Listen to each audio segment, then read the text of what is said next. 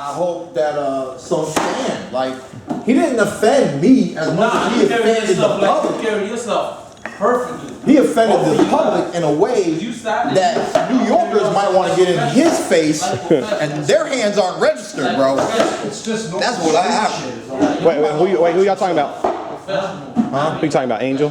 Yeah. Oh. He might want to watch. I'm saying a New Yorker from the streets might want to get more in Angel's face than I care about.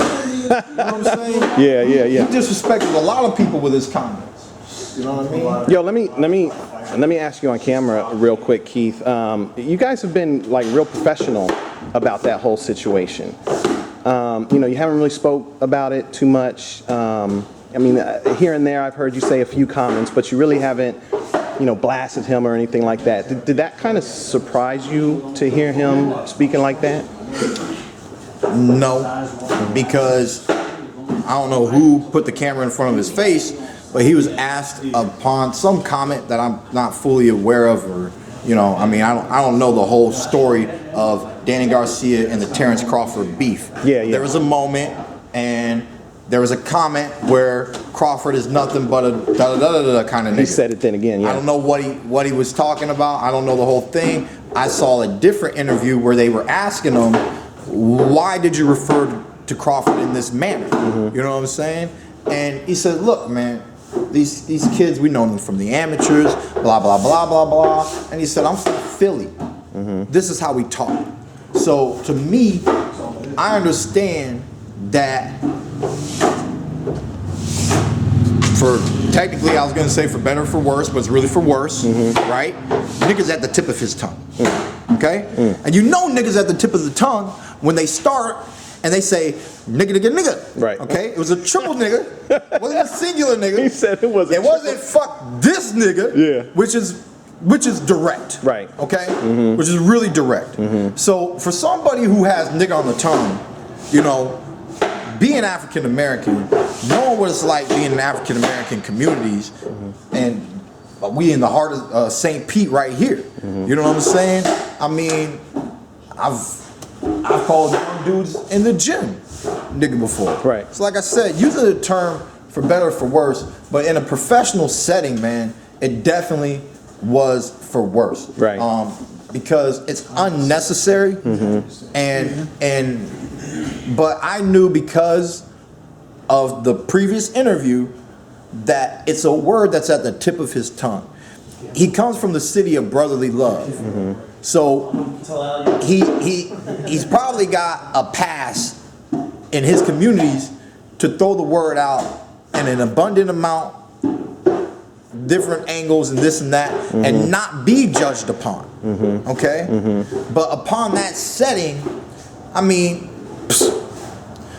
even niggas know not to go to a fucking job interview and say the word nigga. You know what I'm saying? I mean, real niggas know. Real ones. You know what I'm saying? Like, a nigga who don't want the job is gonna show up and be like, you know, what up, nigga? Am I in or am I out? You know what I'm saying? I mean, so, you know, I mean, I'm black and white, man. I'm mixed, I'm diverse. Yeah, me too. You know, it doesn't, and also being educated, right?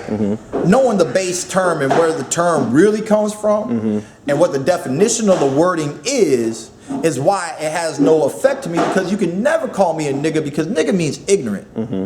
And Keith Thurman is not ignorant. I'm not ignorant in the ring.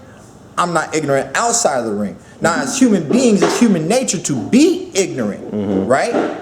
So then, thus are we all not niggas at one point in time? For those who like Boondocks, remember the nigga moment episode? You know what I'm saying? Okay? Stepped on my motherfucking shoes and we about the shoes about to pop off. You know what I'm saying? Like, so, I mean, like I said, man, with black culture, black history, having a true understanding of the word, its definition, I just didn't want to allow it. And I really don't even like acknowledging it. I barely like talking about him, because to talk about him is to give him, like, acknowledgement. It's to acknowledge it. And I just choose not to really acknowledge it. You know, the media is interested in my opinion, but my opinion, I mean, after we came in the gym, a few people talked about it, and I said, look, man, the #1 rule is we don't talk about Angel Garcia in here. Okay? Motherfucker's not who I'm fighting in the ring. His words are words. and his words didn't mean nothing. You know what I'm saying? I keep saying it, that they put the title Crazy Angel. He has this persona. He enjoys living up to the persona. His son finds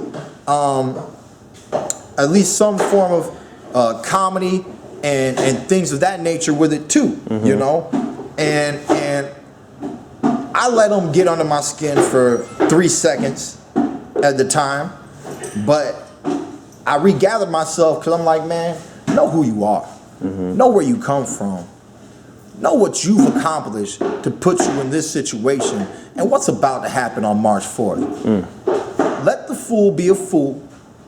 Let the clown honk his horn, right? Because at the end of the day, he's gonna always be a clown, and he's not your focus. Right. You know what I mean? So that's what allowed me to come back to myself.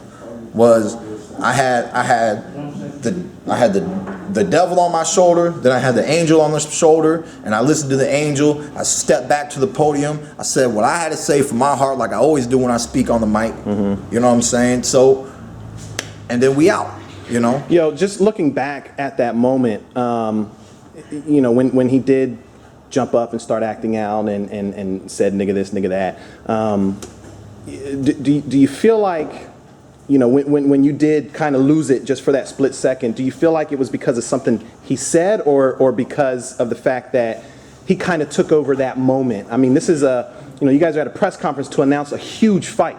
Like I said, man, I had a devil on my shoulder and I had an angel on my shoulder.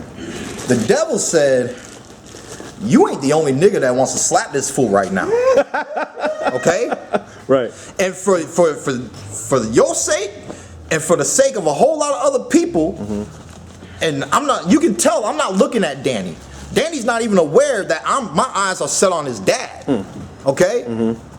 There's a lot of people, you know, like, it was the point to where, like, certain people in certain circumstances and being in the streets, like, look, man, you old, but you want to run your mouth like that? Yeah, it's America, but we got, like, people get slapped up, bro. Like, you need to get put in your place, in your place. As a grown ass man, dog. Right. As a grown ass man, you need to be put in your place. You know what I'm saying? And that's what this little guy was saying on this side. He's ready to pop You know what off. I'm saying? He's like, look, man, you know, but it's like, look.